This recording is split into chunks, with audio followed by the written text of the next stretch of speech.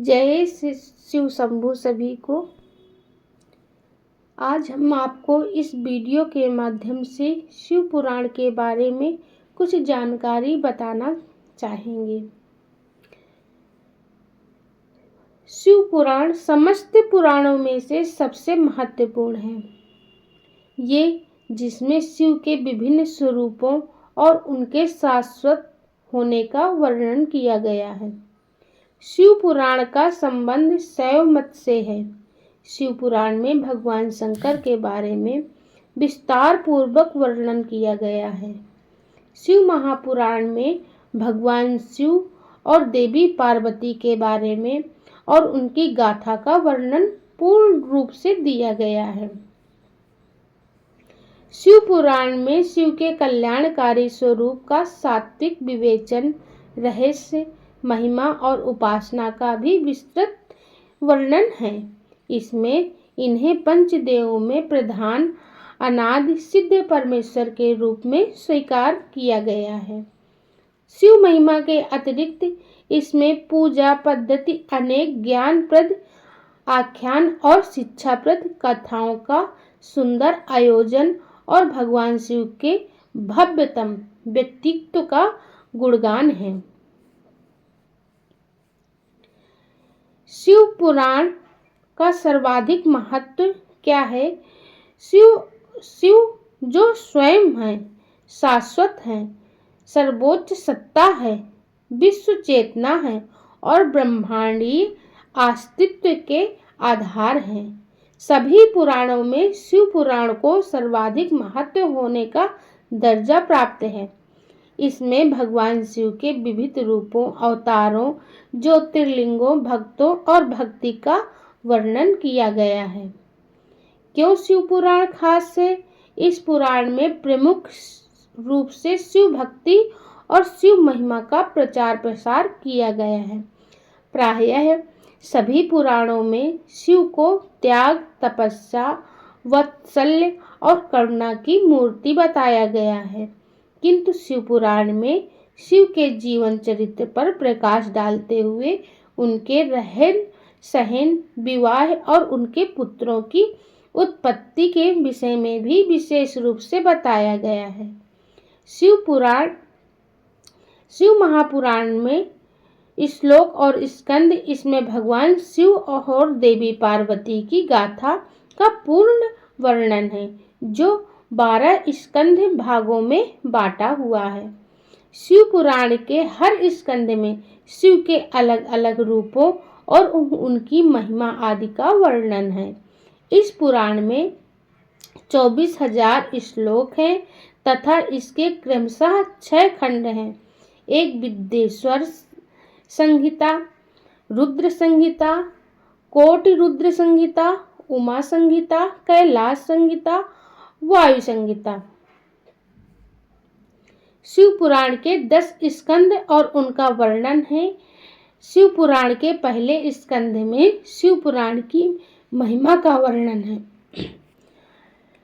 शिव पुराण के दूसरे स्कंद में शिवलिंग की पूजा और उनके प्रकार का वर्णन है, जिसमें विद्येश्वर संहिता नाम से जाना जाता है। शिव पुराण के तीसरे स्कंद के पार्वती खंड में शिव पार्वती की कथा का वर्णन है। शिव पुराण के चौथे स्कंद कुमार में कार्तिकेय भगवान की कथा का वर्णन है।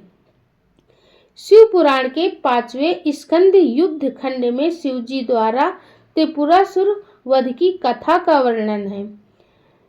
शिव पुराण के 6ठे स्कंद शतरुद्र संहिता में शिव के अवतारों और शिव की मूर्ति का वर्णन है।